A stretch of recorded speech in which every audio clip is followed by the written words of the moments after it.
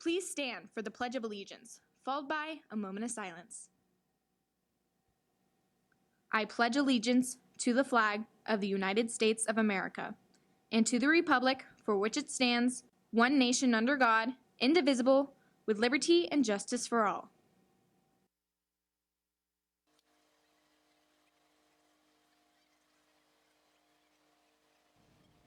Coming up on FST News, you see this drink everywhere, and according to a newly filed lawsuit, it could be doing more harm than good.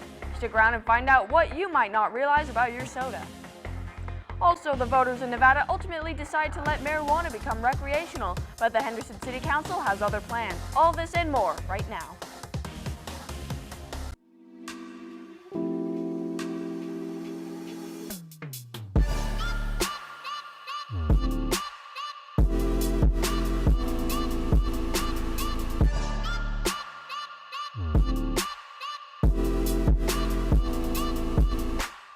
Hello and good morning, Falcons. It's another day, which means it's another newscast here on FST News. Today is Friday, January 6th. I'm Amanda Leake. Nevada residents voted to make marijuana available for recreational use back in November and won. According to the Las Vegas Review-Journal, the Henderson City Council is now proposing to temporarily ban all commercial activity related to recreational marijuana because of concerns about zoning and public health. The Las Vegas Review-Journal stated that the ban could, quote, focus on that the ban would, quote, focus on the application, licensing, and operation of recreational marijuana establishments and the cultivation, manufacturing, production, testing, transportation, and selling of the recreational marijuana, end quote.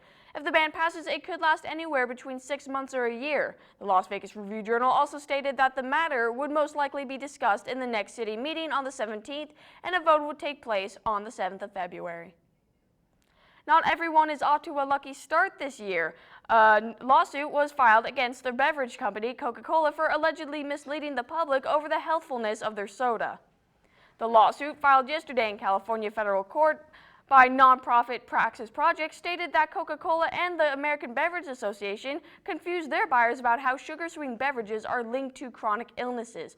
The nonprofit group released a statement on the Center for Science and Public Interest website saying, quote, Coca-Cola and the ABA are misleading consumers about the health risk posed by sugar drinks and claiming that there is no science linking sugar-sweetened beverages to obesity and related diseases, end quote.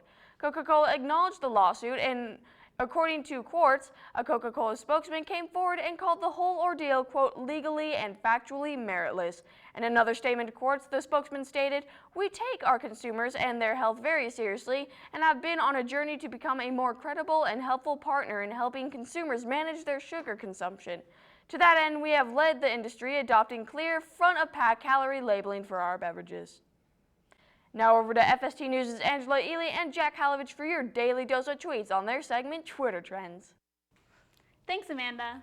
On Tuesday, hashtag We Have to Part Ways If trended. Twitter users tweeted out serious things like we have to part ways if you treat animals badly, but also made sure to have some fun, with tweets like we have to part ways if you don't leave Mariah alone.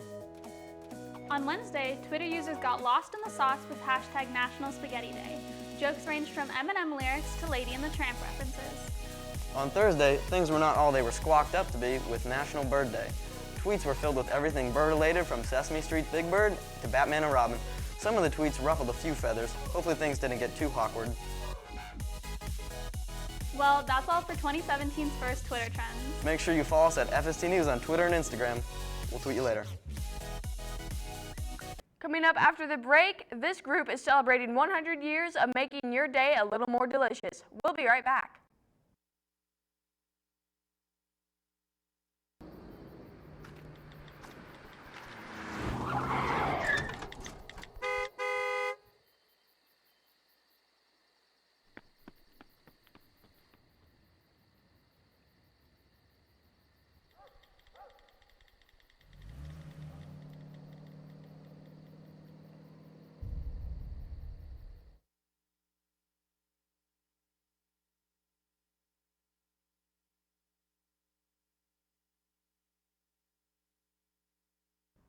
Welcome back. Let's bring it over now to FST News' Jocelyn Perez for news on what's going on in our hometown, Henderson. Good morning, Joss. Good morning, Amanda.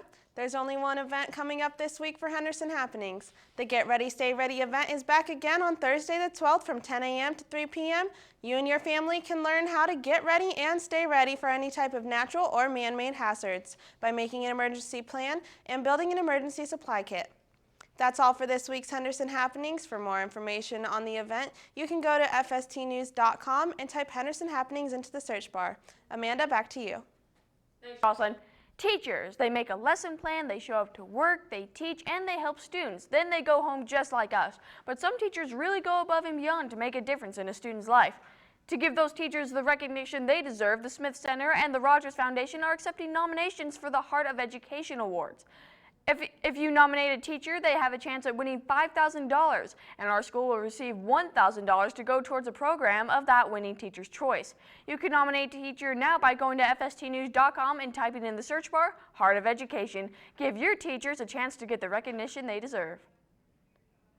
Nothing makes a graduating teen happier than money, free money.